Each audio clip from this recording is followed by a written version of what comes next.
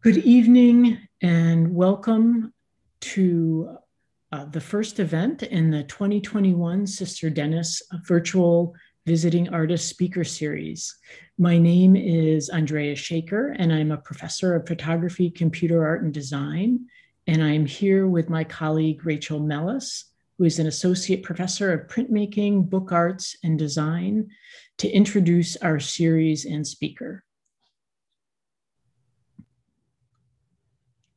Hello. First, I'll say a few words about the series, funders, and its namesake. The Sister Dennis Friendship Artists Fund was a gift of the Sexton Family Foundation. The Sexton family created the fund in honor of Sister Dennis, with gratitude for her caring tutelage of a member of the family and of students generally. Sister Dennis is a beloved member of our department. She graduated from the St. Benedict High School in 1950 and entered the novitiate and made first vows in 1951. After receiving her degree from St. Catherine's College in 1952, Sister Dennis taught in various grade schools before she began teaching at the College of St. Benedict Art Department in 1973. Besides chairing the department twice, Sister Dennis has been involved in numerous exhibitions in various parts of the US and served on many college and monastery committees. She was awarded full professorship in 1997 and retired in 2005 when she was honored with the title of Artist in Residence as well as Professor of Art Emerita. Until the start of the pandemic, Sister Dennis could be seen biking to work in her Benedict Art Center ceramics and jewelry studio on a daily basis. We, her colleagues in the art department, are grateful she is safe and well and can't wait to see Sister Dennis again. The art department also wishes to express its gratitude to the Sexton family for the Sister Dennis Friendship Artist Funds, which were intended to enhance the educational experience of students and professional renewal for art faculty through the presence of artists in residence. For the past 4 years, the art department has welcomed artists to apply for the Sister Dennis Artist Residency, during which a diverse group of artists each spent 6 weeks in residence on campus. This year, because of the pandemic, we pivoted to a virtual visiting artist speaker series and chose to use our inaugural series to highlight the work of Black, Indigenous, and people of color artists. As a department, in solidarity with our students, we are interested in providing representation of diverse voices to our campus. Overall, we are aiming to confront structural racism and adopt anti-racist curricula and practices within our department in collaboration with the rest of our college university. To that end, we would like to remind everyone that even though this event is virtual, all of us participating within the US are on native land. Thus, we open this speaker series as a space to discuss ways in which we can support Indigenous people in our area and around the world, and enact a reparations framework, a framework that works to return land to Native people. The land our institutions benefit from today is the original homeland of the Dakota and Anishinaabe people. We honor and respect the Indigenous peoples who were forcibly removed from and who are still connected to this territory. There are over 20 Native and Indigenous students at our schools from different nations. There are well over 35,000 Indigenous people living in the Twin Cities metro area, including a diversity of nations. St. Benedict's Monastery and St. John's Abbey used to operate boarding schools for Native children. Now students, faculty, and staff are working to repair relationships with our Native nation neighbors. Centuries of genocide and forced assimilation have created a range of challenges for Indigenous peoples. Throughout, Indigenous peoples have carried forward ancestral traditions and created contemporary adaptations. We in the art department are especially interested in visual expressions of resistance and adaptation. And we are excited about using this speaker series to carry on visual culture conversations. Please join us next Monday at the same time, 7 o'clock, for Sisseton Wahpeton Oyate artist, Erin Genia, and Monday, May 3rd, for ceramicist Malcolm Mobutu Smith.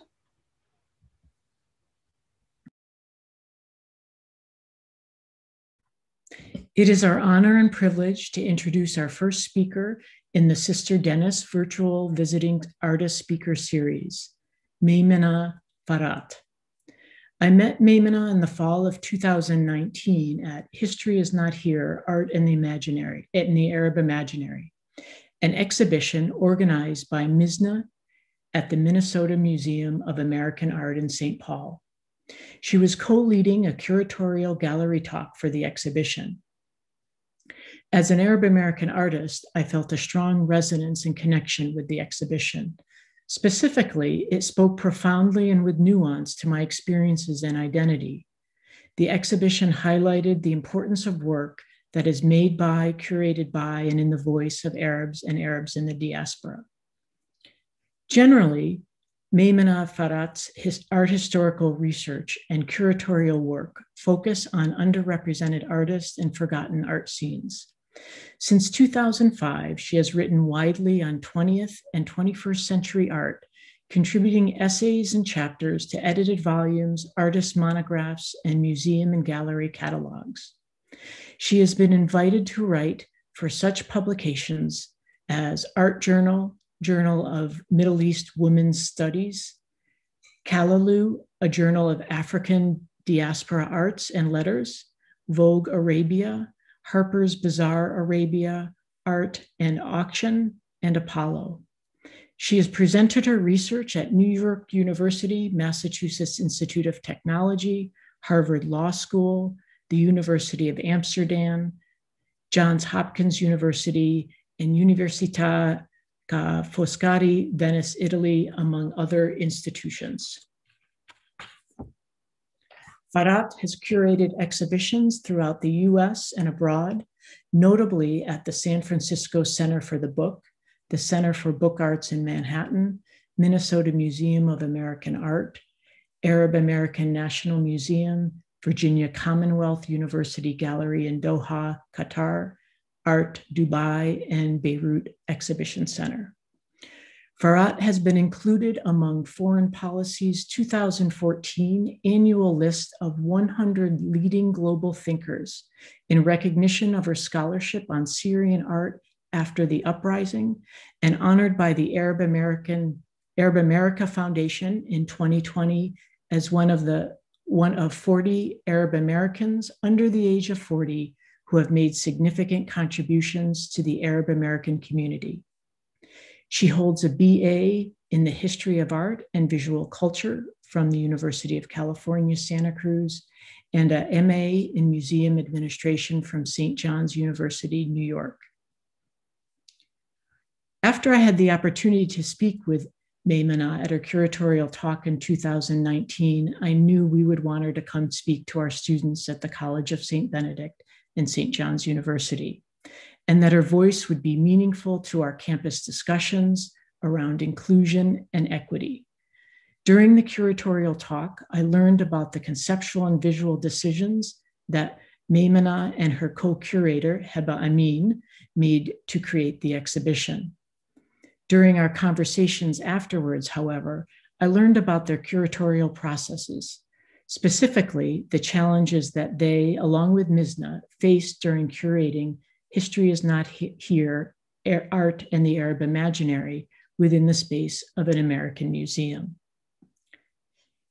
Maymanah's talk this evening, Curating in the Margins or How to Navigate the Biases of the American Art World, will explore the exhibitions of US-based Arab and Arab American art that she has curated since 2006, while reflecting on some of the challenges she has faced when working with American museums and nonprofit art spaces. Welcome, Maymanah. Thank you for being with us this evening. Thank you so much, Andrea. Thank you, Rachel. I'm very appreciative of you both for inviting me to what seems to be a very exciting speaker series. I'm honored to be a part of this and to virtually visit the College of St. Benedict and St. John's University. I actually have been to St. John's University a couple of times, specifically to make the pilgrimage to see the Marcel Breuer Cathedral or St. John's Abbey. it's an incredible building, and a real treat to visit. And I'm a little jealous that all of you on campus have that available to you every day, that kind of glory. But yeah, I just wanted to make that connection and to say that I'm very thankful for being here tonight. One of the things that I wanted to do was to share a slideshow presentation with you so that we might look at some of the shows that I've curated, and then I can give some commentary, maybe talk about some of the artists' works. My curatorial practice began in 2006, by chance, actually.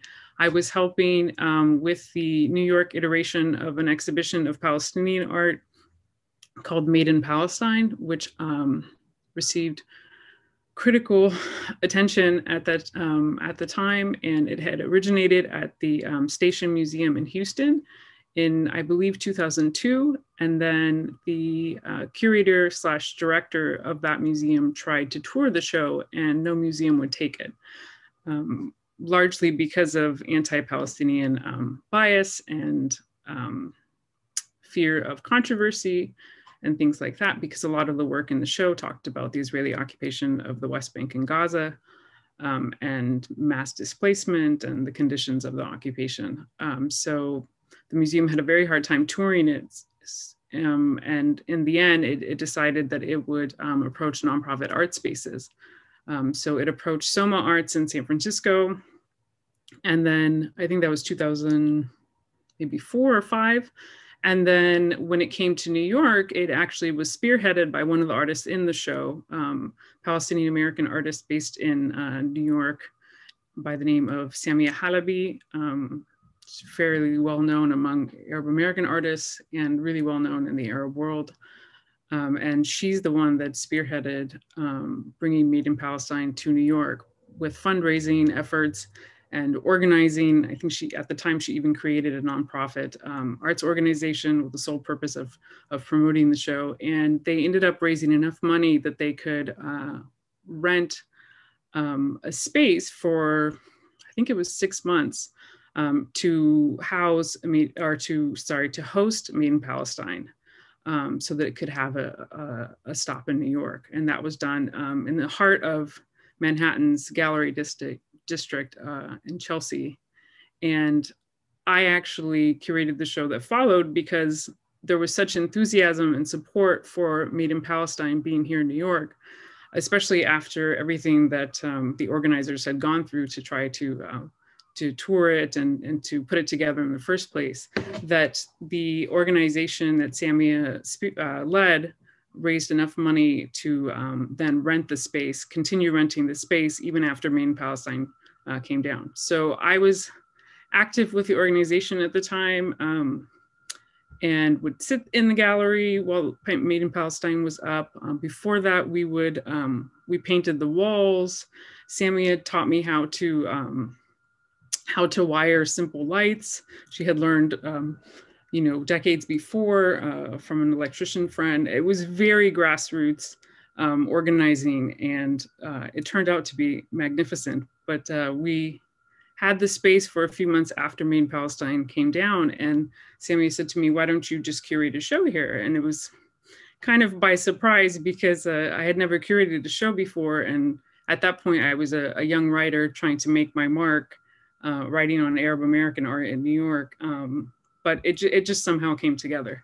So after that, basically I should say every curatorial project that I've had has come from an invitation of some sort or another. And it's usually based on some kind of scholarship that I've been working on or that I've produced at the time. So that was in 2006 that I curated that show. Oops, I don't know why it's not working. Sorry, I'm not very tech savvy, so you'll have to just bear with me. In 2010, I was invited to curate an exhibition of New York-based Arab and Arab American artists.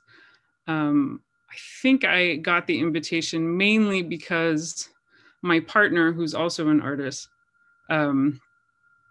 knew the curator who was guest curating for the Virginia Commonwealth University Gallery in Doha, Qatar.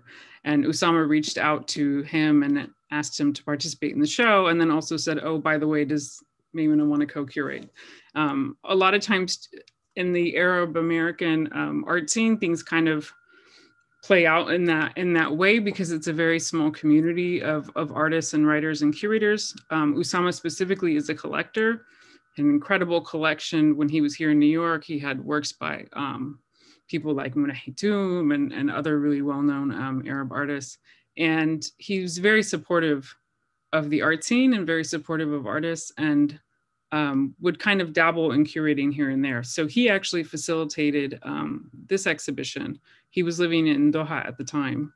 And I co-curated from afar because I actually never went to the space and just relied on Usama and his familiarity with the gallery space and the administration.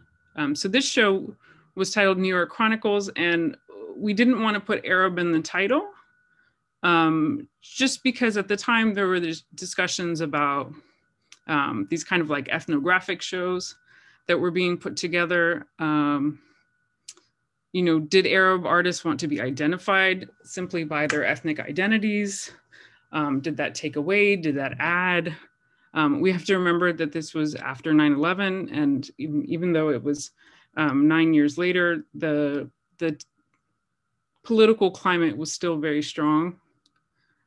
So we decided, okay, we're not going to put the identity of the artist in the title of the show. And it'll just kind of be this unspoken thing that all of the artists happen to be Arab or Arab American artists. And the one kind of catch for the show was that at some point or another, they had to be have been based in New York. And so the work that was included would reflect their experiences of New York. And again, it was this idea of what types of experiences do Arab American artists have and Arab artists have in New York? What about New York specifically creates this kind of psychic space? We wanted to look at different times in New York's contemporary history. So we had photographs by Lebanese Canadian artist Jay Saloom from the 1980s. If any of you are familiar with the post-war generation of Lebanese artists that came out of Beirut in the 90s and early 2000s, Jace was actually one of the artists who were very active in Beirut and went back after the war. And he and Walid Rad and Akram Zatari all worked closely together, and they were in New York as well. So New York has a significant place in the history of contemporary Arab art. This is the work of my partner, Adir Shayota. He's originally from Iraq and was educated in the US. And like I said, he was the connection with Usama and the show and my being invited to curate, or to co-curate, I should say. This is a portrait that he did after the after the American invasion of Iraq in 2003. It's titled Self-Portrait with an Umbrella. I thought this was a very important narrative to include in the show. The experience of being Iraqi in exile, having been displaced several decades before, and then navigating the American political climate as America is gearing up to invade Iraq, and then the aftermath. This is another portrait from the same series. This is a self-portrait. It's called Apartment 63. Again, it's about being in New York and navigating that psychic space. This was a series of large photographs that were actually, I believe, exhibited in a solo exhibition in Minnesota that Misna organized, I think in 2006 or shortly after. So this is an artist by the name of Issa Dibi. He's a Palestinian artist. I don't think he's based in the US anymore, but at the time he was based in New York. And the series is called Killing Time.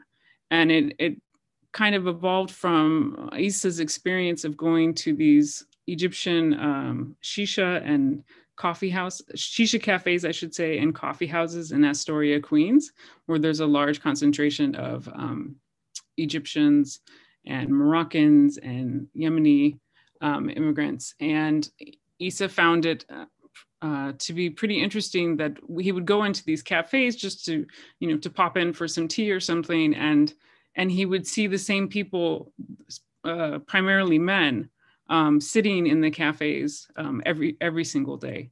And so he thought to turn it into a photographic series in which he kind of just documents the literal killing of time, as these older Egyptian immigrants are kind of in a state of limbo in terms of, missing home, but not being completely at home here in the States, but then coming to these cafes in order to get some kind of semblance of home in a way, but then also to just the mundane kind of passing of time. And so the photographs are paired with captions that come from kind of like a diary entry for each time that Issa was there.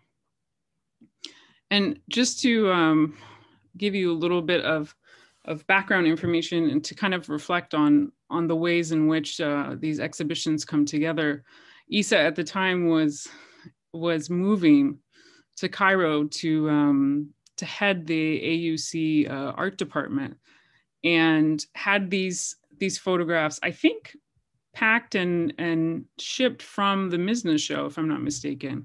And he had been storing them in storage here in New York. And then it just so happened that as we were gearing up for the show, he was moving and needed to get them out of storage. So I think it was probably like 6 months before the show, here comes Issa knocking on my door with a 6x6 crate of these photographs that he had convinced his friend to drop off at our place, and Issa's dragging it up the hallway. I mean, it was just very memorable kind of scene and experience, but really kind of indicative of the ways in which this community of artists and curators, how we work together very closely and how we try to support each other in every way. It was a little maddening storing those works in that crate in the apartment here in Queens, but it was something that, there was no question we had to do it, and we were happy to be able to help out and to make the show happen. This is a work by Sumiya Samaha. She's a Lebanese artist who's been based in New York since the 1970s. She actually, in the 80s, she co-founded a gallery in Soho that was artist run. And she and Samia Halabi, who I mentioned earlier, both worked in that gallery and put together shows. And again, it's just kind of an indication of when there's a lack of institutional support and when there's a lack of patronage and organizational support, artists and writers and curators tend to just come together and make it happen.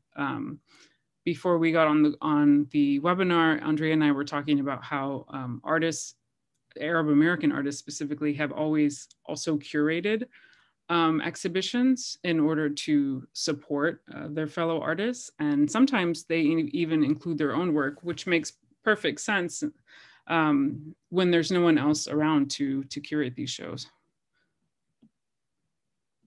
This is another work by Sumiya, and they're fairly large works that were shipped to Doha. I believe this is 6 feet by 4 feet. And these are landscapes that she painted after spending time in the Catskills, which is in upstate New York, which reminded her of her hometown in Lebanon, which is also in the mountains. This is an exhibition that I curated in 2011 for the South Asian Women's Creative Collective. That's also a nonprofit organization. It's a very, very small collective that was started, I want to say over 20 years ago, by a group of artists, South Asian women artists here in New York. And it's one of the most important collectives in the country for South Asian art. And they would hold an annual exhibition, which was part of their mandate, in addition to organizing speaker series and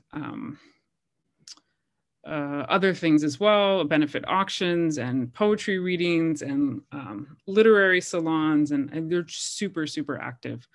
And so they invited me kind of at the last minute to organize this exhibition. They had gotten a 2.5-week window at this gallery that was in the Essex Street Market. And the Essex Street Market was, and no longer exists in gentrified New York, but back in the day, it was basically like an indoor market that hosted tons of vendors. So you had like a Latinx, like Botanica, or, you know, a small shop where they sell religious goods, mostly Catholic goods, rosaries and candles and things like that. You had a lot of vegetable and fruit vendors. You had Asian markets. You had just the gamut, really, of the kinds of shops that you would find in the Lower East Side, where the market is located. And Cucci Fritos is a gallery within the market. It's a very small gallery run by Artist Alliance, which is another nonprofit arts organization in New York. They're kind of, when you think of the New York art scene, there are kind of two art scenes that run parallel, and sometimes they overlap and sometimes they don't. There's the main art scene that's driven by the blue chip galleries and the large institutions. And then there's the nonprofits art scene, which can include, you know, the South Asian Women's Creative Collective. It can include Artists Alliance, a lot of these smaller organizations that kind of step in and really provide support where it's needed. So for this show, we had an open call. And because we only had like a month to organize it, it happened very quickly, but it ended up being pretty great. One thing that was fun about this show is that next door, if you see it, it says it's closed at the time of the opening, but it says General Store. And that's actually a restaurant and store called Shopsins that was there. And the owner, Kenny, hated the gallery, basically. He hated it because he felt it encroached into his space. Where we're standing in the picture is actually where he would have his tables for his customers to eat and to be served. And people coming to the gallery would always have to walk through them. And it was just like this ongoing, like, sort of territorial dispute that he had. And then he just really hated what the gallery did and what it stood for. It's very funny. It's just this old time New Yorker who was just very, very grumpy and, you know, was just constantly raising hell for the organization. So when this show actually was installed, and the theme of the show was around, like, kind of reflecting the environment of the market. So as we go on through the slides, you'll see that there are some things that are related to some works that are related to food items. There are things related to religion. There are things related to, like, grocery stores, and you'll get the idea when you see it. But basically, it was like artists whose work could kind of draw a parallel to the everydayness of the market and what was taking place. So when he saw the show installed before it had opened, he came over and he scrutinized all the works. And right before he left, he turned to the director at the time and he said to her, "This is a good show. This is the best one you've had." And then just kind of, like, stormed out. But I felt like, you know, he was the harshest critic, and I felt like I had done something well, you know, just having that kind of reaction from him. It was kind of hard to photograph the space because it was so small, and because it was so small, and we had 10 artists, and you can see some of the works were rather large. What we ended up doing was we took advantage of the fact that it had these really high walls. So even though it was kind of crammed, we hung it salon style. So here in the back, you'll see a tile installation by an artist named Fariba Alam.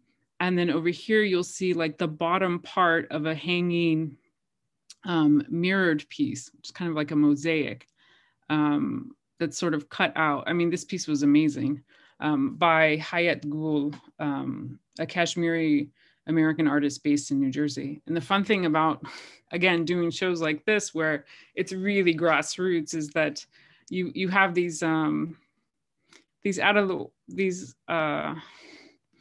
of strange situations in which you're just really trying to put together the show and you're trying to make it happen. And really, I mean, it ends up being like a love project, right? You're working from a place of advocacy and support and love and sense of community. And so everyone kind of does whatever needs to get done. So Hayat actually placed this piece on top of her car and drove it from New Jersey. And when she rolled up to the gallery, I was completely blown away by her and the lengths that she would go to bring the piece into the gallery, because we were on a limited budget. But I was also very thankful that the thing didn't fly off of her roof somewhere over the George Washington Bridge. And here's a detail of it. You can see how fragile it is. And it was spectacular because it was hung high. It was hung probably 10 feet up on the wall. And then it would shimmer because the lights were also around the same level, the same height. So it would shimmer with, you know, the mirrored mosaic pieces that it was made out of. And I believe, if I'm not mistaken, it's been a while since I've revisited the show, but I believe this is it's a calligraphic piece in Arabic, and it's from writing from the Quran or from a surah. This piece here was, I put in the center because it was so spectacular. This is by an artist based in, I think at the time she was based in Westchester County, which is just outside of New York City.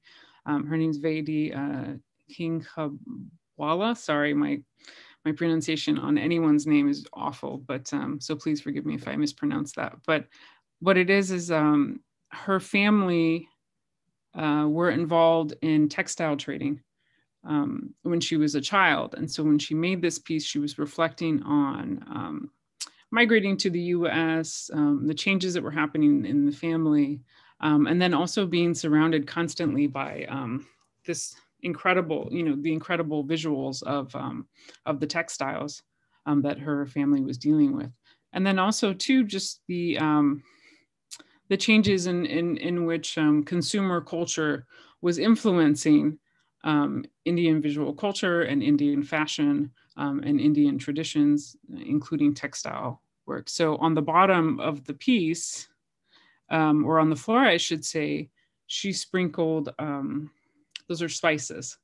And then she would make the shapes or the logos of these brands on the bottom. And then of course, on the mannequin itself is these beautiful handmade and painted textiles that she put together.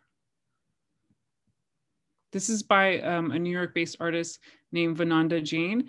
And she was very involved with this organization, SASI, or the South Asian Women's Creative Collective, but then also a nonprofit art space in the Lower East Side called ABC Rio that was known for supporting experimental and radical artists for a very long time.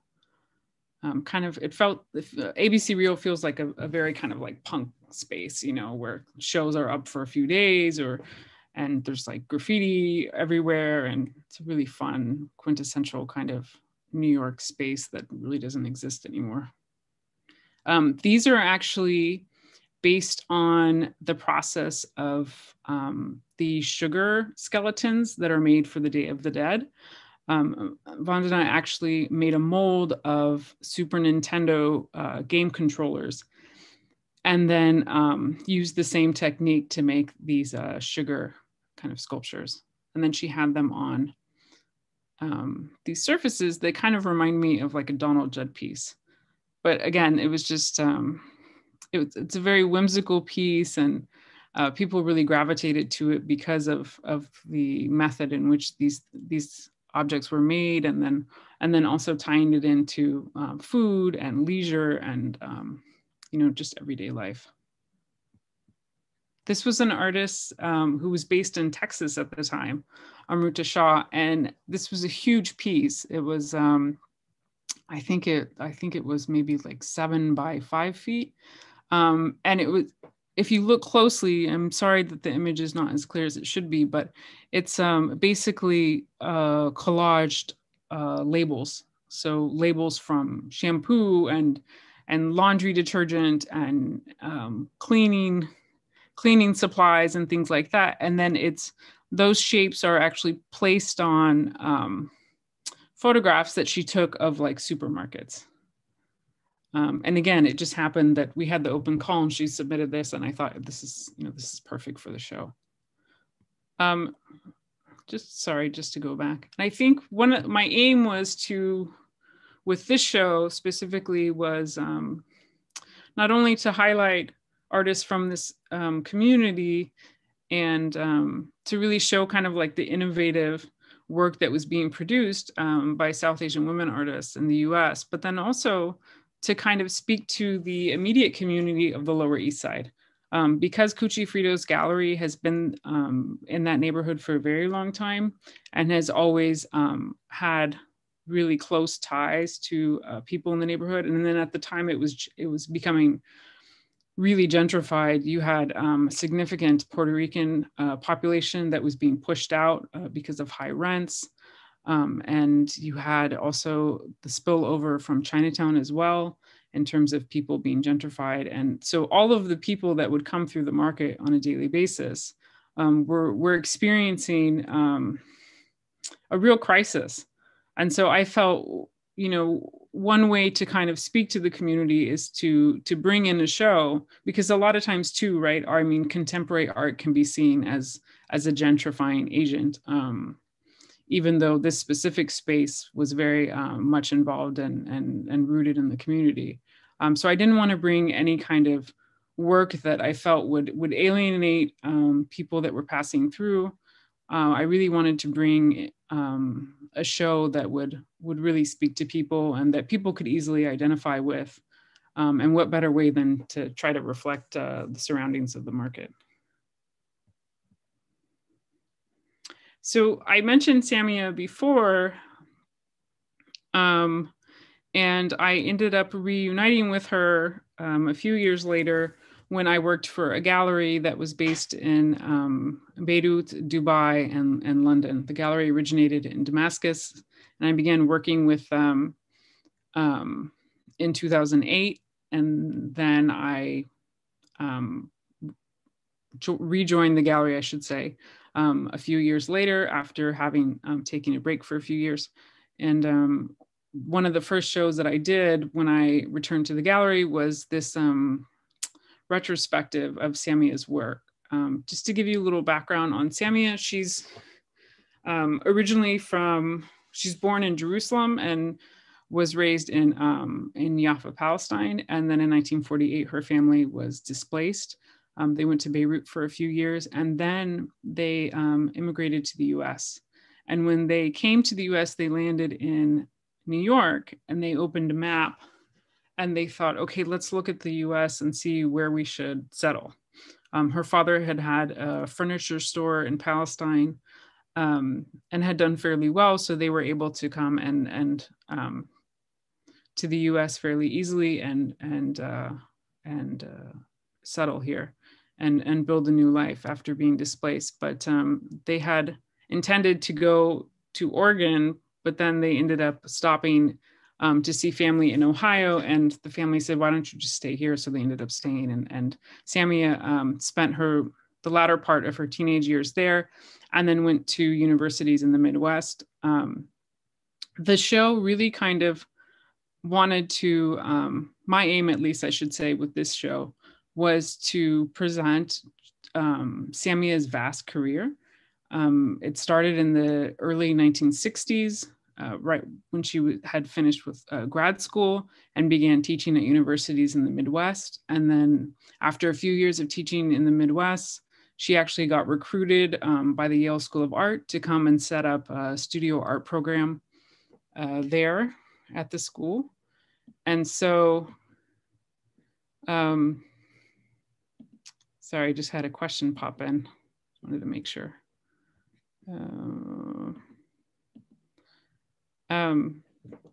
And so she taught at the Yale School of Art for 10 years. And while she was teaching at Yale, a lot of her work from the 60s and the 70s ended up in being acquired by American museums, which is fantastic. But in the same regard, despite being collected by all these museums, she was rarely given exhibitions. She didn't have a commercial gallery in New York.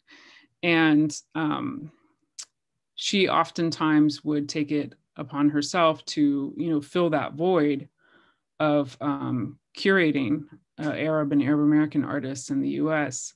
And so I wanted to kind of highlight the extent of her oeuvre and all the experimentation that really kind of defined her career, but then also to try to situate her in the canon of art history, and specifically American art on the one hand, but then also the canon of Arab modern and contemporary art as well. And so we did this show to coincide with Art Dubai in 2014. And this is what you're looking at is the gallery space where we put, I think if I'm not mistaken, it was a little over 50 works. And you can see the kind of range that we were going for. Beginning with, in the back here, you'll see these works are from the early 1960s. And this work here is, I believe, from the late 1950s. So this show actually traveled to the Beirut Exhibition Center. I wish I had an image of it to share with you, but unfortunately I don't. But when it traveled to the Beirut Exhibition Center, which is a kind of huge warehouse space that was built to house, or to host, I should say, exhibitions of modern and contemporary art. And I think it's, if I'm not mistaken, it's run by the city, and various kind of government agencies and officials are involved in it in one way or another. And at that point, it had been open for a few years. So we secured that space to travel the retrospective there. And when we traveled it, we aimed to expand it by adding at least another 30 works because the venue in Beirut was so big and open and really well lit.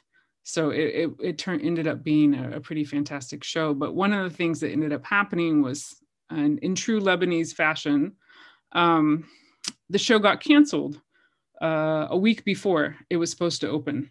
So here I am in transit and, in London on my way to Beirut in order to install the show, only to find out that it had been canceled. And the reason it had been canceled was because one official had an argument with another official, and there was some kind of meeting with all the other officials, and one of the officials said, to hell with your program, and the other one said, well, okay, then I'll just cancel the rest of the exhibitions for the rest of the year, which is just like, it's like so insane. But these kinds of things tend to happen in Lebanon where there's not a lot of accountability. I think the gallery director called somebody high up that he knew in the Lebanese government, and you got to know a guy, and the show ended up coming back on. But for a good week there, we all were kind of thinking that the thing had been canceled and that we would have to then ship back 80 something works, and poor Samia, that she would be disappointed that her show wouldn't be up. But eventually we were able to figure it out, and the show went on, and it was a huge success. One of the things that to note about when the show went to Dubai is that because it was Art Dubai, you basically had all of the international art world's movers and shakers descending upon the UAE for the fair. And there was a critic, a New York critic, an editor. I won't name the publication, but it's pretty well-known art publication. And he came to the show and he saw, let me see, this piece is called Pyramids, just to run through quickly. This is Worldwide Intifada. This is an artist book. It actually can be changed and shifted, which is very much in the spirit of all of Samia's work, this idea that abstraction is taken from nature, and light and movement and texture all communicate kind of like the energy of things. So the critic and editor, the New York critic and editor, saw this piece and was completely blown away by it. And here you can see, Samia at the time was working in the Midwest, and she was teaching and very much tapped into the developments in hard edge painting and geometric abstraction that were taking place in the American art scene. She was very much involved and contributing to those two movements. And so he saw this piece, and later on his social media, I think it was on Twitter or something, he said, "I've discovered this amazing artist. I've discovered this amazing artist who's now," I think at the time Samia was like in her 70s or late 70s, "who's now 70 years old. And, I wanted to share the work with you, this and that." And for me, when I saw that tweet, it was so frustrating because it was like, here Samia has been based in New York since the 1970s and thoroughly involved in the American art scene for 50 years. And she has to be discovered in Dubai. And even then, she wasn't given the recognition that she deserved, which is very much, unfortunately, a pretty common experience for Arab American artists, which is why those of us who work with Arab American artists really try to advocate as best we can to put them within like the larger canon of American art.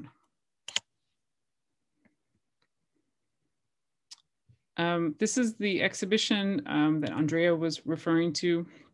It's called History's Not Here, Art in the Arab Imaginary. And again, I think I got an invitation to co-curate this show because of my partner. Athir had been on one of the covers of Mizna. In fact, Issa, whose work I showed, the photographs that were shown in New York Chronicles, Issa was the curator of visual arts for Mizna at the time, and invited Athir to be the featured artist in one of the issues. So then in 2015, when I curated an exhibition to mark the 10th anniversary of the inauguration of the Arab American National Museum in Dearborn, Lana Barkawi, the director of Mizna, approached me, first approached Athir and said, we're doing this anniversary show. We would love for you to participate, and then approached me about curating the show, or co-curating, I should say. So I ended up signing on to the project. Mizna already had a visual arts curator. Her name's Hiba Amin. She's a curator, artist, academic. She's based in Germany. She does incredible work.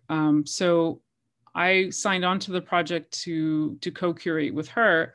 And then the trick is that because it was I shouldn't say trick, but maybe the catch was that because it was the 20th anniversary exhibition of Mizna, that we would draw from the artists who had been featured in the past issues of the journal, because the journal is kind of central to what Mizna does. So it was a little challenging in the sense that we didn't have free reign, and basically we were selecting artists that had been featured in the magazine, but that had basically been curated by 3 different curators. So Hiba had been curating for the journal, I want to say like 5 or 6 years. Before that, it was Issa, and then before that, it was another curator. So it was interesting in the sense that you basically had a group of artists that, if you looked at them as a whole, were basically part of like 3 different curatorial tracks. So for me to come in then and to work with this pool of artists, it was interesting because it was basically like we were having to work backwards. But in the end, it worked out really well, and we put together a great show. But one of the things that Andrea was saying at the beginning of the talk is that we face some challenges with the museum.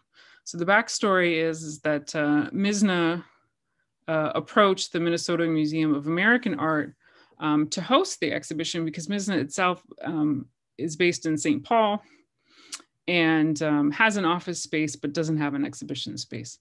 And so thinking of ways to put together the show and how big they wanted the show to be, they approached this museum in St. Paul to form a collaboration and to host the exhibition.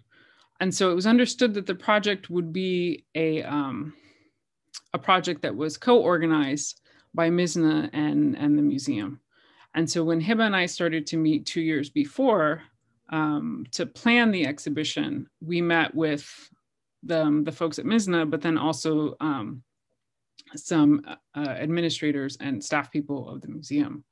And Hiba and I, from the beginning, knew that we didn't want to do an ethnographic show. We knew that a lot of past shows featuring Arab and Arab American artists had been pretty problematic in terms of the frameworks of the show and how artists from the region are pigeonholed. Oftentimes they're expected to speak about political issues and to be spokespeople, or to speak on certain social issues. I'm thinking specifically, women artists and how they should be speaking about, patriarchal societies and things like that. There have been plenty of shows in the US that have been organized with Arab and Arab American artists that have centered on those themes. Hiba and I did not want to do that here.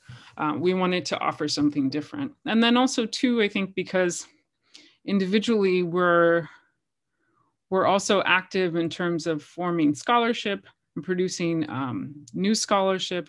And we're interested in, ideas of knowledge production and disrupting the canon of art history and subverting that and really expanding, our understandings of global art history. So we wanted to also take a very kind of intellectual approach to the show. We didn't want it to just be a showcase. And also too, in order to pay tribute to the really important work that Mizna has been doing for the past 20 years in terms of supporting artists and really igniting important but difficult conversations about assimilation and race and class and all of the wonderful things that Mizna has been doing. We also wanted the show to reflect that sense of seriousness as well. One of the things that we faced very early on when putting the exhibition together was this idea of how were we going to title the show in a way that wasn't alienating to the ethnic minorities of the Arab world. And one of the reasons for that was because we had, for example, a Kurdish artist, a Kurdish Iraqi artist, who's technically not Arab. We had a Chaldean Iraqi artist who, again, is technically not Arab. We wanted to maybe propose something new, not only for an American audience, but also thinking about the ways in which shows are curated in North Africa and West Asia and the Arabic-speaking world. And what does that mean in terms of how we identify artists? And so we were thinking of ways to how we could get around kind of, presenting this kind of blanket sort of ethnic identity and really allowing for the diversity and the complexity of the region and its history. So instead of using the Arab world, we thought, let us use the idea of an imaginary. And what we found to be really compelling about that is that it could be looked at in several ways. So on the one hand, you could think, okay, well, an Arab imaginary is the ways in which the West, imagines that the Arab world is. So we might look at, we might apply things like the theory of Orientalism and the history of American intervention in the region and things like that. Or we might also think of the Arab imaginary as the place in which, culture and society and history are formed, and this idea of everyone is contributing to it. And it's a very malleable sort of thing. And so instead of saying the Arab world, which feels very kind of very like black and white in terms of, these are Arabs and this is the Arab world and this is a very distinct sort of history.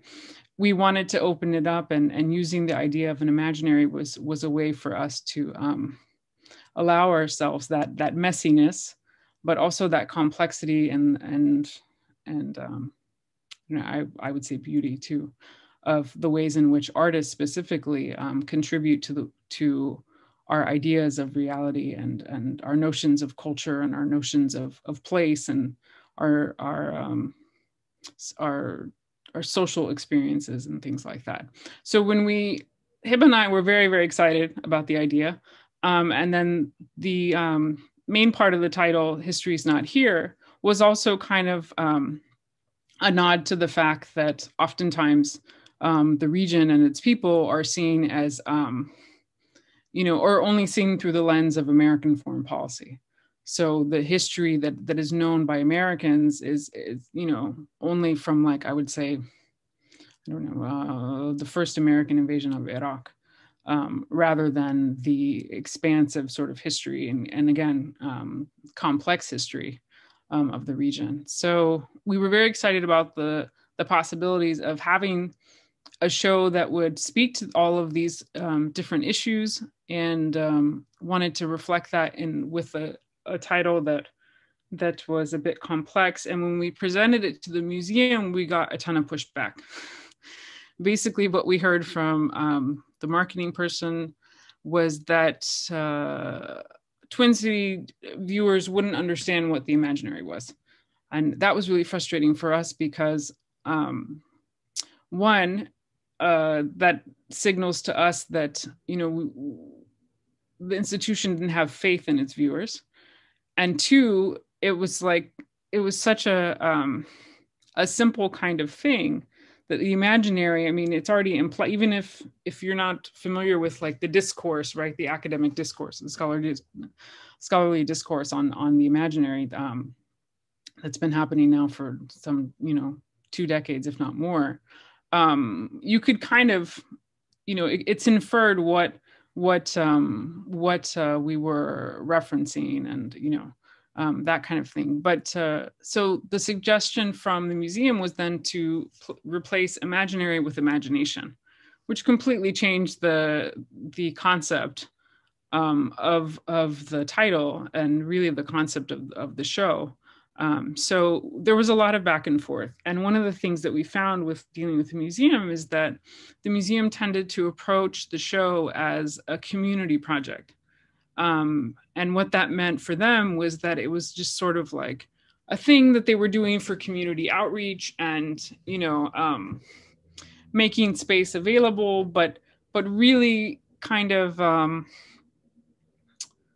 don't know how to describe it, but really at like a lower sort of tier. Like there's a hierarchy, right, in the museum in terms of like what kind of events and what kind of support community events are given, or community-based projects, and what kind of support and attention, I should say, the more serious kind of things, exhibitions like touring exhibitions or exhibitions that are organized by the museum. And a lot of times too, that what that is code for is, unfortunately, not just in this museum, but museums throughout the US, a lot of times that's code for the canon and code for works that have been shown for decades. So we're talking specifically the work of white male artists. And one of the things that we encountered with trying to organize this show is that despite the fact that there has been significant push for diversity, equity, inclusion, and accessibility, a lot of times shows like this tend to just sort of fill a box that the museum can then check off. And then, there isn't really any kind of substantial change to the institutional culture of the organization. And it's not just this museum, it's other museums that I've dealt with in the past or that I've worked in. And so this is an ongoing kind of conversation that a lot of artists of color and a lot of curators and scholars of color are having. in very public forums in terms of, these diversity, equity, inclusion, and accessibility initiatives are not going far enough. And really what we need, of course, is decolonization. And what that would mean is really kind of holding institutions accountable for years and years and years and years of neglect, but then also to the problematic ways in which something like American art has been framed and has been recorded. So here in this specific instance, you had a Museum of American Art that hadn't ever really thought of Arab American artists as belonging to that community, as belonging to that canon. And so that was a lot of, I think that was the source of a lot of frustration for Hiba and I, and definitely for the rest of the Mizna team, because the Mizna team, here we have pictured Lana Barkawi, who's next to Hiba. And then we have Lamia Abu Khudra, and then Naila Taman. And it's a small team of people, but they're a mighty group of people, and without them, it would have been impossible to put together a show where you had international shipping and framing and commissioned artworks. I mean, Mizna really carried the load of the partnership because, again, the museum was just not giving it the same level of seriousness that we were hoping to approach it with. And again, that's indicative of inequitable partnership, right? Inequitable relationships that develop with American museums, in which the biases of the institution tend to override everything. So this is an installation shot of the show. The museum itself is this gorgeous space in an old building in downtown St. Paul. And we had the main gallery and then a little bit of space outside of the main gallery as well. The work that's in the vitrine is by Walid Sitti. He's the Kurdish Iraqi artist I mentioned earlier. And then the two paintings on the wall are by Athir Shayota, my partner, who is Chaldean Iraqi. And then in the back is Ala Yunus, who is a conceptual artist, but also a scholar and also a curator. So again, this wearing of multiple hats in the absence of any kind of institutional support. And it's funny because if you look at Ala's work, she produces work that looks like a curator. And when she curates shows that look like it was put together by an artist. So she's constantly moving back and forth between these two roles, and both inform her entire practice. This work on the left, I wanted to kind of signal out. This is by a Palestinian American artist named Nida Sinokrot. He's now based in the West Bank. This piece is called 48. And it plays on the idea of, this colloquial kind of word or expression that Arabs use when they're sighing. A lot of times they'll be like, it's just a way of expressing frustration or exhaustion. And then also he's playing off the idea of like an AK-47, because here the bottom of the crutch is a gun. And then again, this right here, the crutch, is welded together with the front of this firearm. But the concept behind the piece is that, Palestinian resistance to the occupation, beginning in 48, but then also increasing after 67, and then after the first Intifada in 89, really depended on armed resistance. And what does that armed resistance mean in terms of Palestinian consciousness and Palestinian self-determination? Is it a crutch? Is it a weapon that advances one's cause? It's a really complicated piece that isn't easy to read, but it's super, super important in terms of thinking of the ways in which Palestinian artists have really looked critically at recent Palestinian history.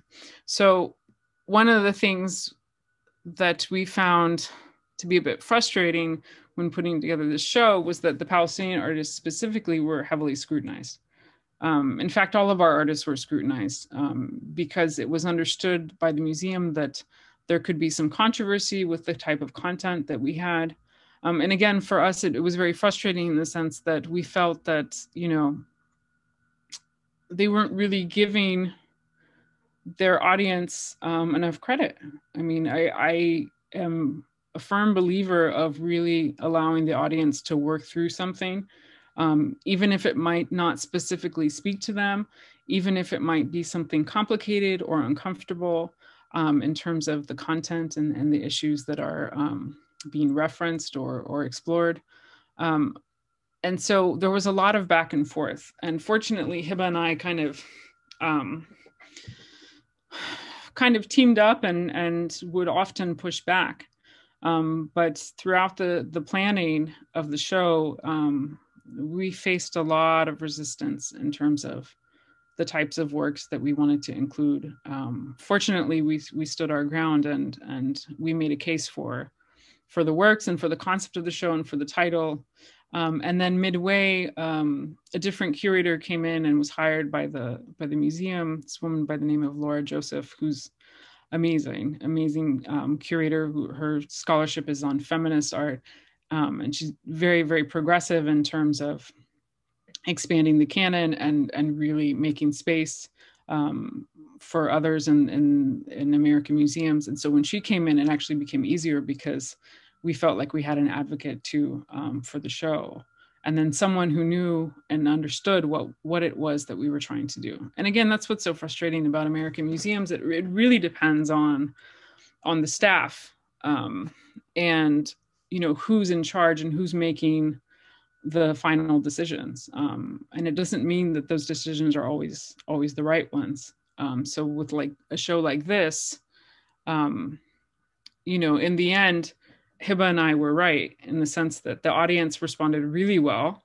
We gave tours when the show opened, and the tours were always packed with people. People asked a ton of questions. There were conversations that popped up about some of the other works that don't appear in the images that had to do with assimilation. There were debates about assimilation, the value of it, the ways in which it inhibits communities, the way it negatively impacts communities. I mean, this is something I had never seen before in an American museum. And it was just so wonderful to be able to facilitate that in some way and to have audience members respond so well to the works. And one of the things that we kept hearing from not only the critics in the Twin Cities, but then also museum goers was that in the beginning, they didn't feel that they related to the work in the sense that, you know, they were members of another community, or they really didn't know much about the Arab world or Arab Americans in general, but that through the work and through the show, once, you know, they felt like they could walk away with something new in terms of like a new kind of understanding of the history of the Arab world, a new understanding of the type of artwork that was being produced in the region and then in the US, and the types of issues that Arabs face here in the States and in the larger diaspora, which felt like, okay, we did something right. This is another interior shot. And on the back wall, you'll see Raad Yassin. He's a Lebanese artist based in Berlin. This is a series of self-portraits that he took with vegetables. And the work reflects on his experience of integration, actually, of being a Lebanese and you know, the pressures of assimilating into German society after he settled in Germany. And these are works actually by his partner, Munira El-Kadiri. And these are sculptures that Mizna had commissioned a few years before. I forget what the occasion was. It was an art event in the Twin Cities. And they look like drill bits of like, say, like an oil kind of drill. But then they also have like the surface, the shiny surface and the iridescent surface of what could be like abalone shells or pearls. So here Munira is making a reference to the history of Kuwait, specifically where she's from, and the tradition of pearl diving that has become less and less among Kuwaitis, and the modern kind of dependence on like an oil-based economy. So one of the things that we wanted to do, because Mizna had a rather large sculpture by Munira that they had commissioned and that they wanted to include in the show some way, and that would have to be with an off-site kind of location. I wanted to have more public works. So with Munira's work, we added a mural that was part of a mural festival that was taking place in the Twin Cities by a Sudanese artist named Fadlabi. And then we also added this billboard. And I had hoped to have advertisements for the show using an image from Raed's series of self-portrait, because they're so quirky. And it would be a nice way, I thought it would be a nice way to get attention for the show. And somehow or another, through our conversations with Mizna and Hiba and I separately, we decided that maybe a billboard, we should just go big and just do a billboard. And so we approached Raed, and he came up with a design for the billboard. And then Mizna was able to get free space, the billboard space, for a number of months from the owners of this building. And if I'm not mistaken, what's usually on this billboard is an advertisement for Planned Parenthood, because across the street is another billboard that a right-wing conservative owns and usually puts anti-abortion advertisements on that billboard. So it's like in the middle of this intersection in St. Paul, you have this like back and forth about about abortion rights that takes place. So we kind of intervened in this space and put Raed's billboard there, and people were very confused as to what it was. There was no indication of it being part of the show. If you hadn't seen the show or any of the press material for it, you had no idea of knowing that that's what it was. It just kind of popped up one day, and a little bit of a buzz was created.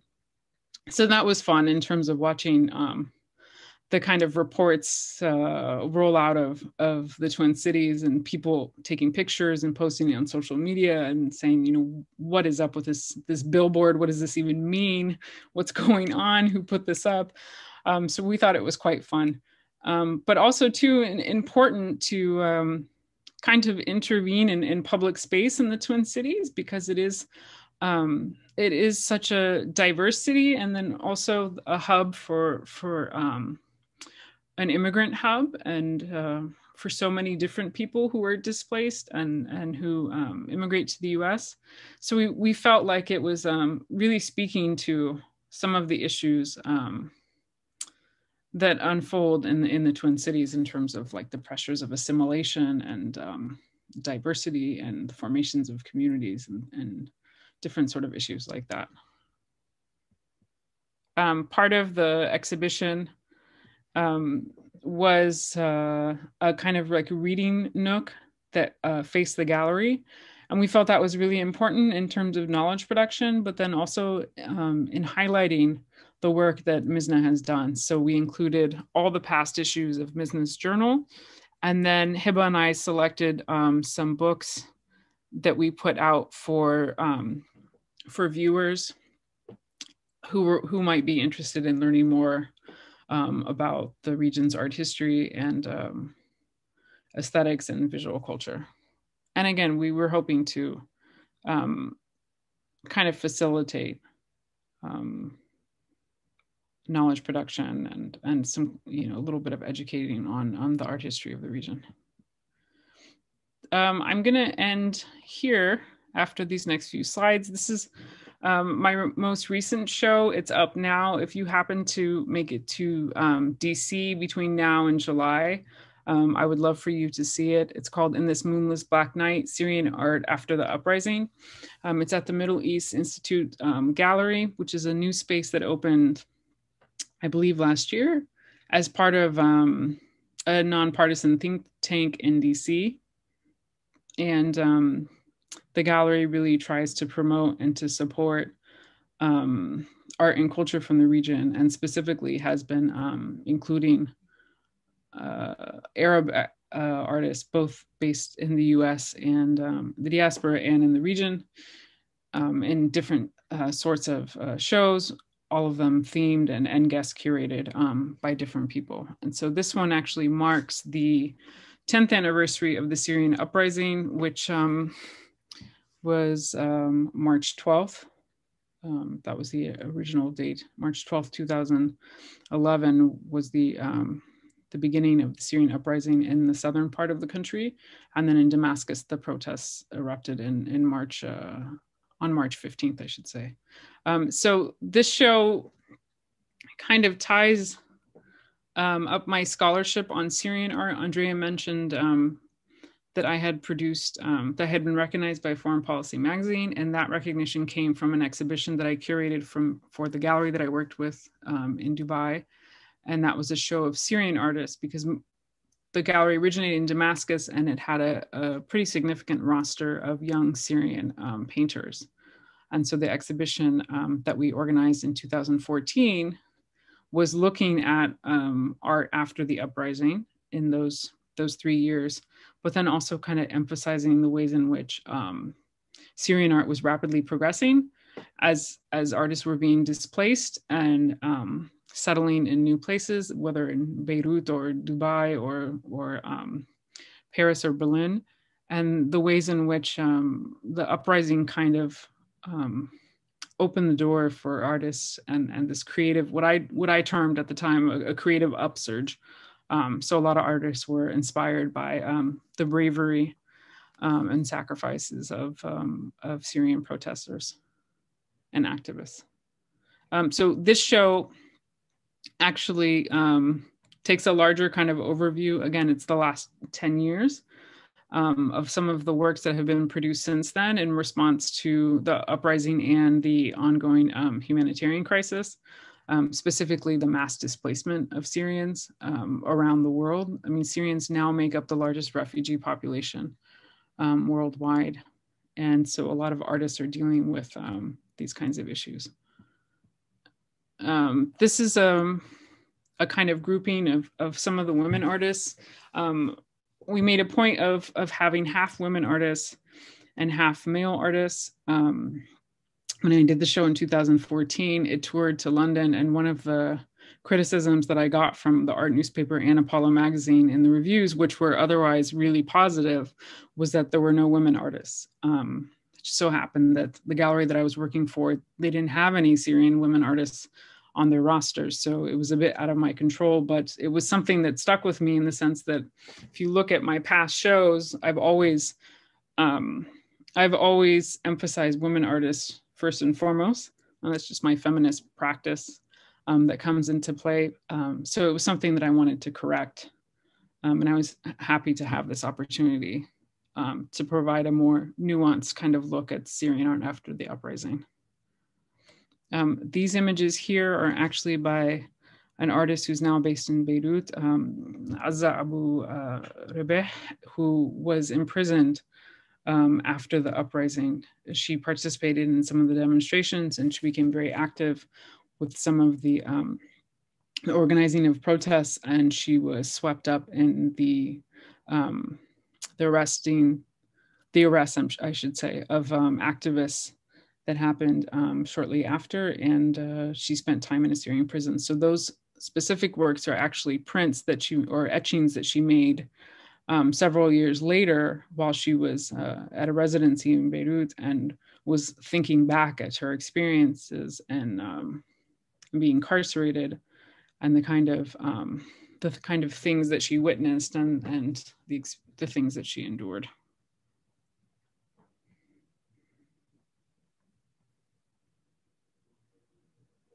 I think I will stop there. Again, I hope you're able to see the show. If not, there's a curatorial talk that we did that's posted online. I can post that in the chat if you're interested in learning more about the show. And again, it's 14 Syrian artists and based in the US, Europe, and the Arab world, I should say, like, places like Beirut. And there are 32 works total in the show.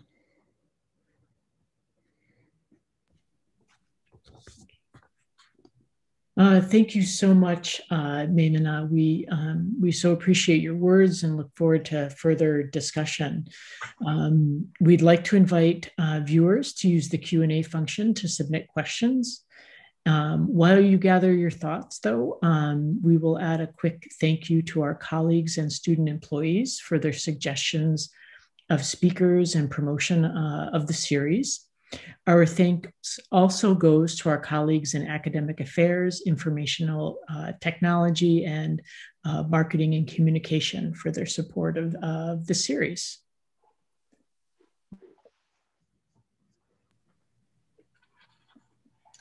Yes, thank you, Maymanah. I have so many thoughts, but we also already have some questions.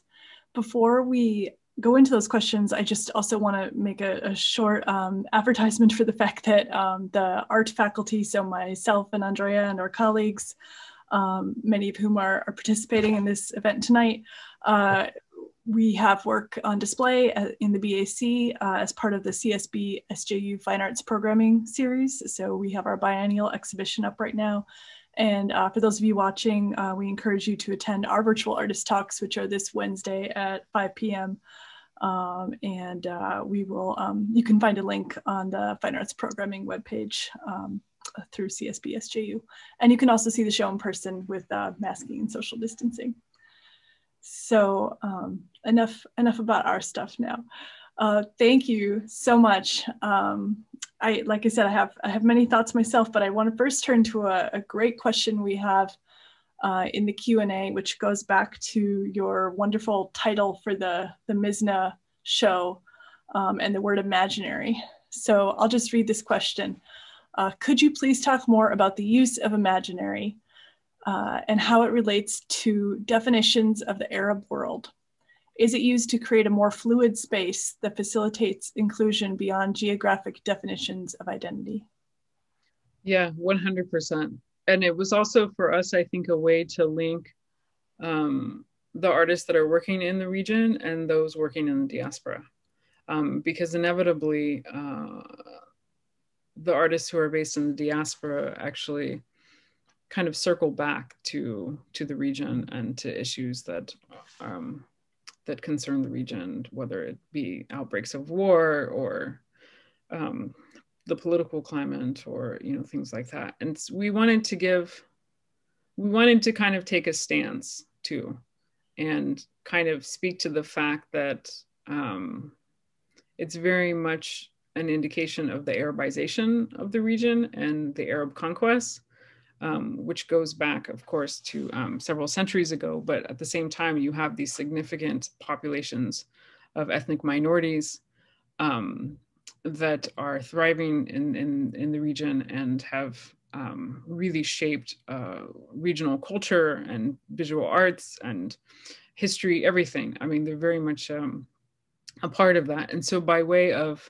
emphasizing that we weren't intending to erase anyone and that we really wanted to speak to the diversity of the region, we thought, why not use imaginary? And why not signal that the concept, things like the Middle East, or terms like the Arab world, those are all imagined sort of terms and imagined sort of spaces. So why don't we just really allow for all of us to kind of, contribute to that imaginary and really sort of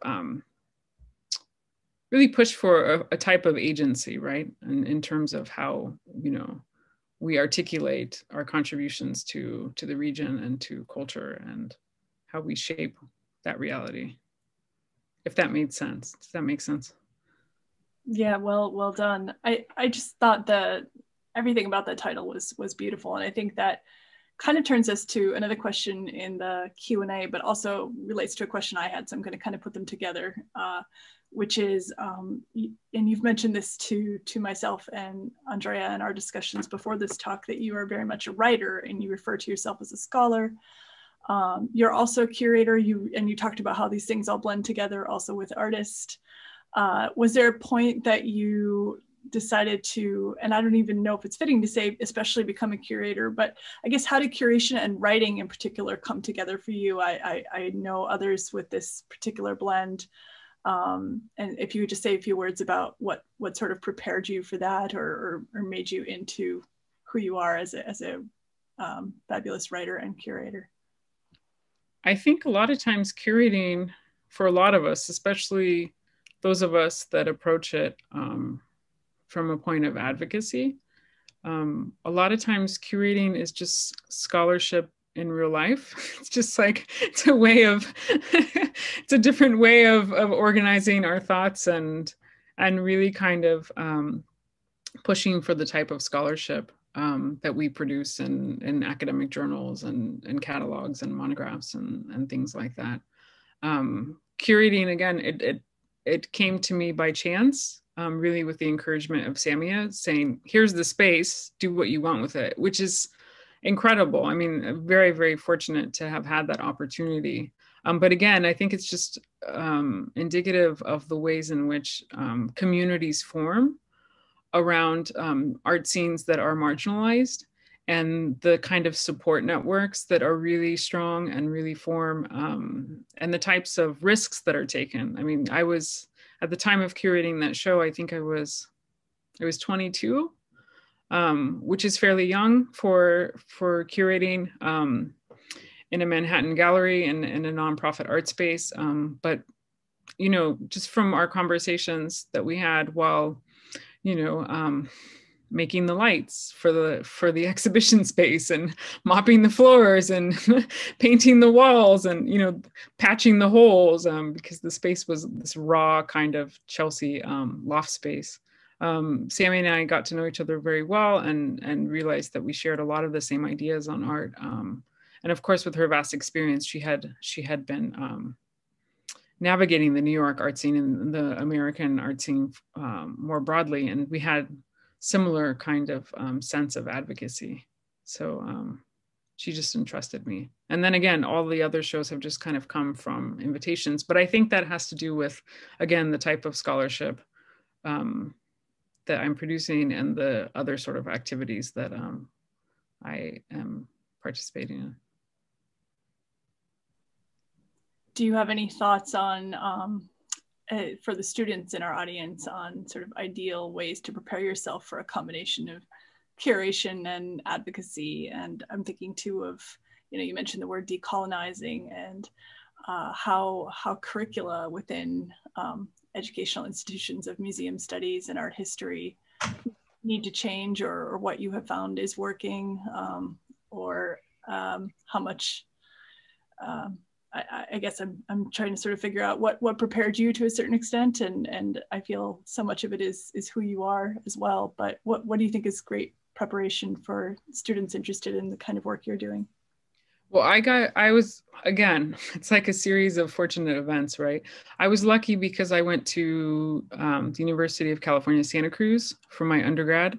I was interested in art history because my dad's an art dealer in California. And so I had that really strong art historical background in European and American art, but I wanted something more.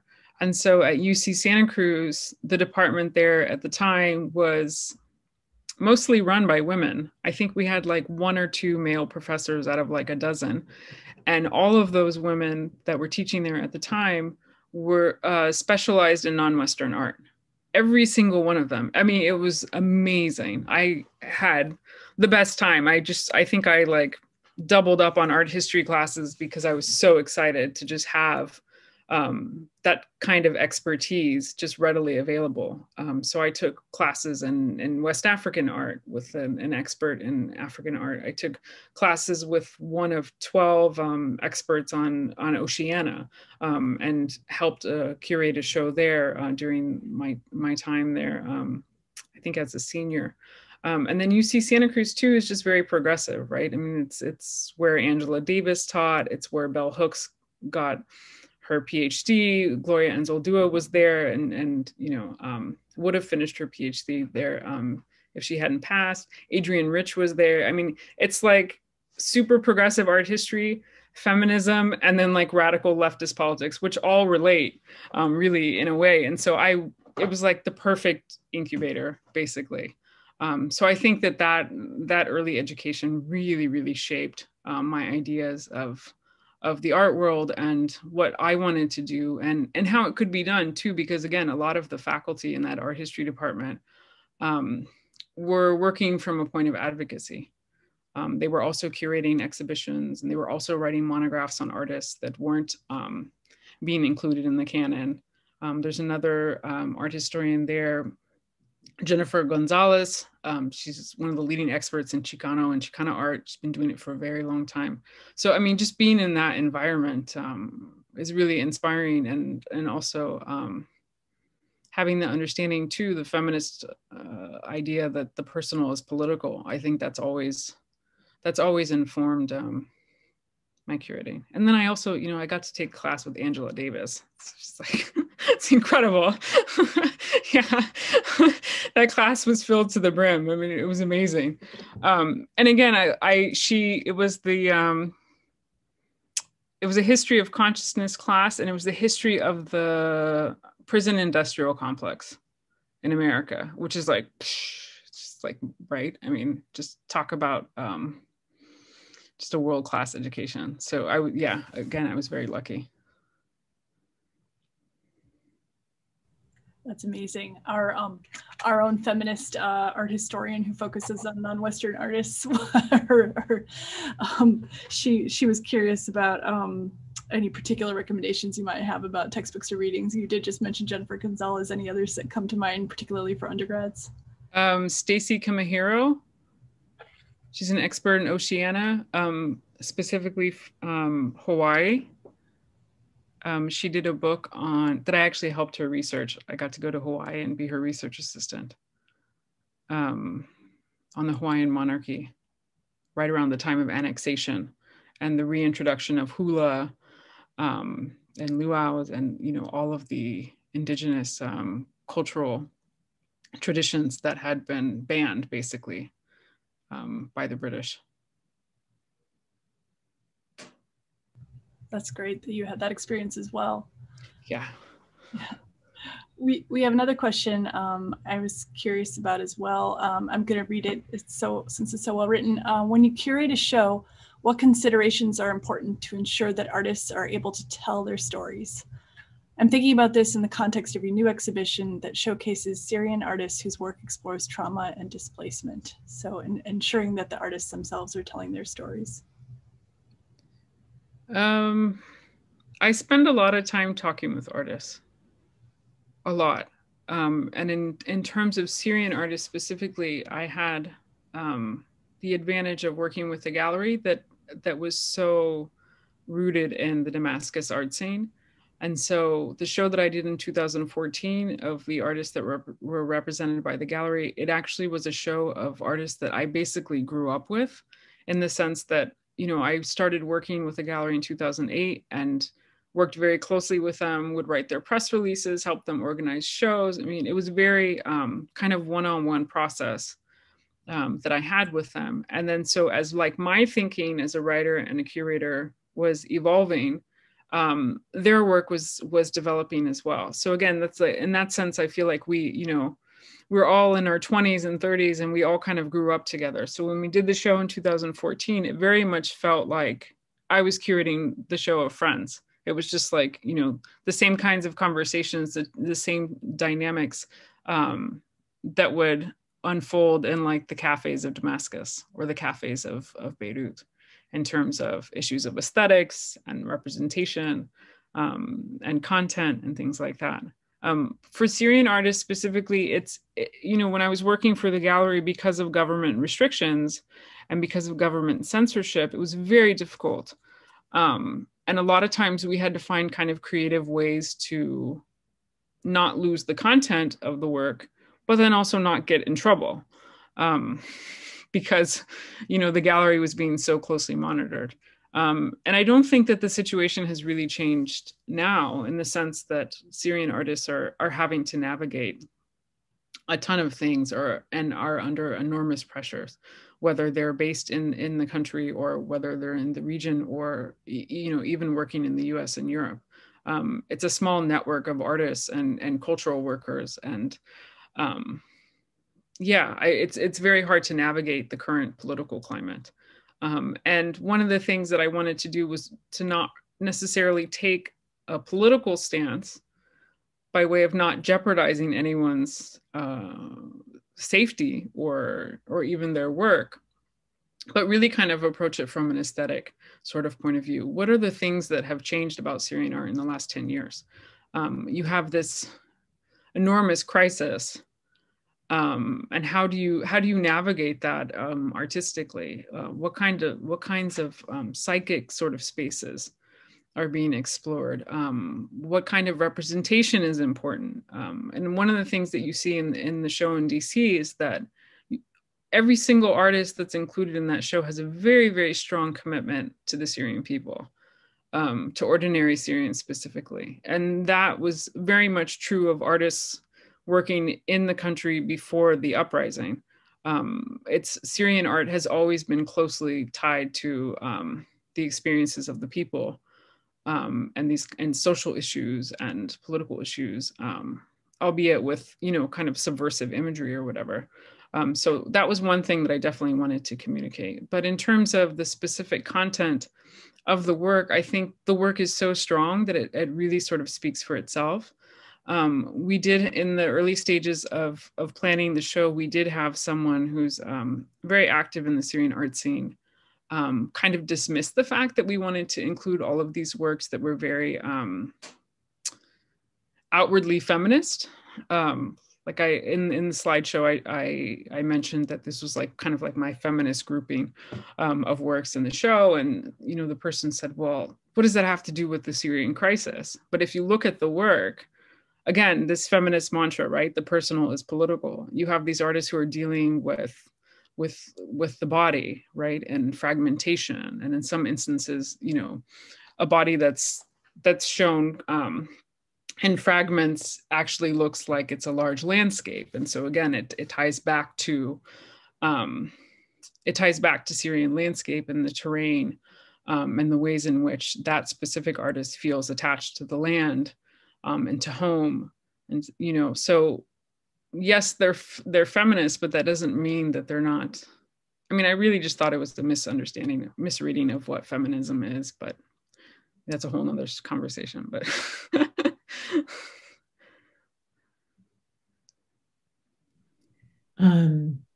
Thank you for those. I have one sort of it's kind of a big question, so it might not. We'll have to see, but you talked a bit about structural, institutional inequities, right? And then you also spoke about questions of decolonization and assimilation. And so I'm just wondering if you might be able to elaborate a little bit on those in relation to working as an Arab American curator, as curating or working in that realm. Like how do those things play out, and that relationship and that question of advocacy. So maybe just elaborating a little bit more on what you've already talked about. I think a lot of times museums underestimate their viewers.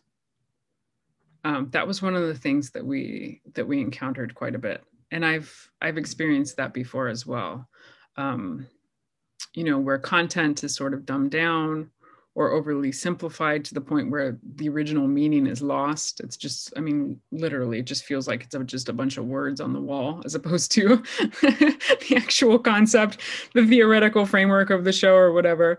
And that can be so frustrating because, American viewers are pretty savvy, and they can handle heavy content, and they can handle complex ideas.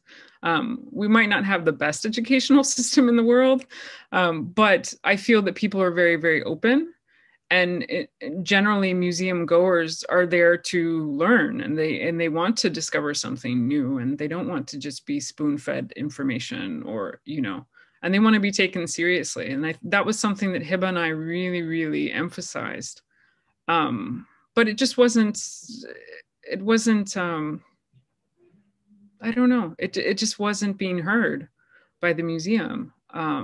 And we just kept pushing back. And again, sometimes we did have difficult conversations in the galleries. And that was okay too, because we'd be giving tours and someone would say, you know, well, what's wrong with the simulation? You know, what's the problem? And then it was so lovely because another audience member would speak up and say, well, actually, you know, I'm Palestinian American. Let me tell you about my experience. So it became a very kind of like communal sort of gathering, you know, within the museum space. And I mean, what more could you ask for, right? I mean, those are the kinds of conversations that museums should be having. But a lot of times what we're told is, well, that content is not universal, or, you know, that type of representation is not universal. But I mean, if we're going to be honest about it, universal is code for white, right? I mean, what we're often being told is that those are not relevant to white artists. I mean, excuse me, to white audiences.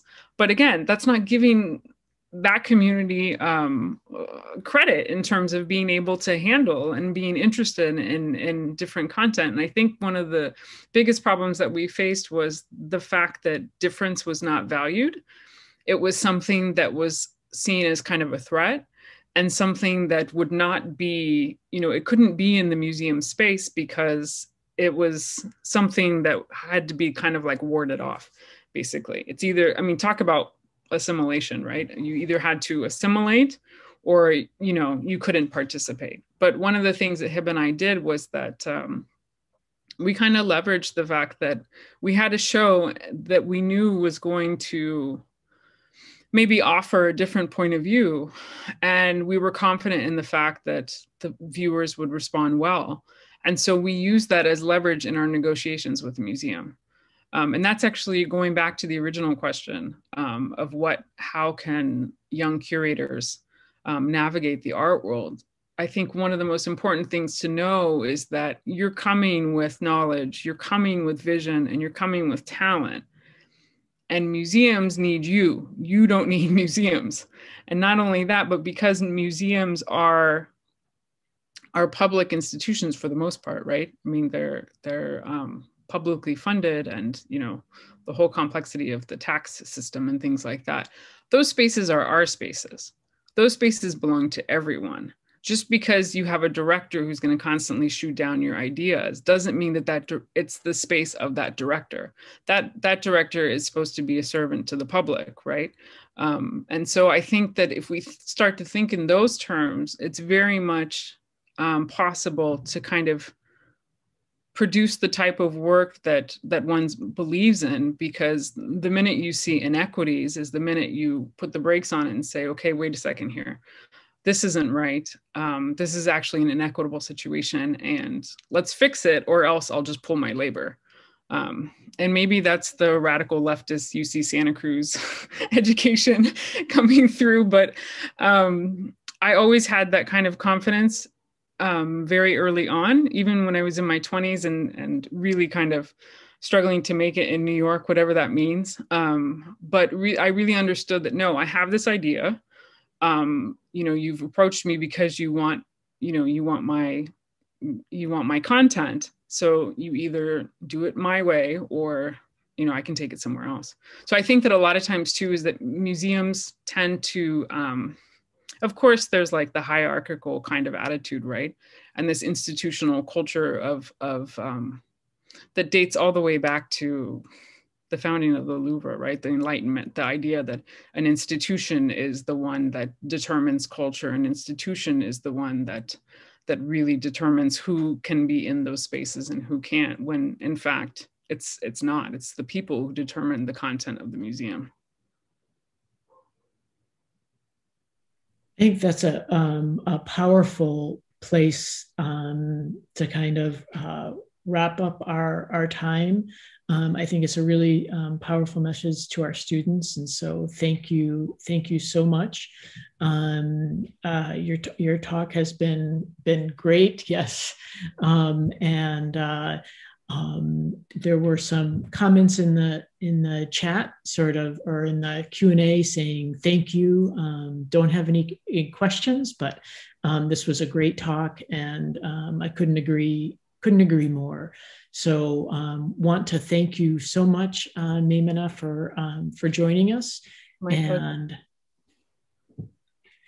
really appreciate it. It's just been a fantastic evening. And it's also been just a really wonderful process, I think, for both Rachel and myself to work with you prior to the talk and get to know and talk through ideas and all of that. I feel like it's just been a really valuable experience for me as well. Thank you. For me too. It's an honor to participate in this really great series, and I hope to reconnect with the school and the next pilgrimage that I take to the Breuer. I hope to see you in person. Yeah. Yes, we will make sure that you are in many of our buildings when that is possible again. So thank you so much, Andrea. I'm so glad that you made this connection, and so glad to have met you, Maymanah. Take care. You too. Bye.